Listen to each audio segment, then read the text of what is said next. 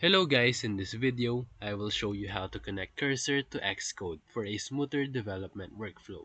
So, take note that Cursor is not natively integrated with Xcode, but you can use Git as the bridge between both platforms. So, step 1. In your Xcode project, make sure your version control is enabled. You can initialize Git if it's not set up already via the source control and then new Git repositories.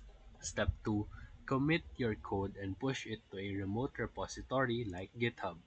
Step 3. In Cursor, open the command palette and select Clone from GitHub. Paste the repo URL from your Xcode project. And then, step 4, you can now edit Swift files inside your Cursor. While you can run iOS simulators from Cursor, you can enjoy Cursor's AI code suggestions and commit changes directly. And step 6, push your changes from Cursor and then pull them in Xcode to run and test. And this way, Cursor and Xcode can work hand in hand using Git sync. And that's it. So if this video helped you, feel free to like and subscribe for more quick tutorials, reviews, and comparison videos.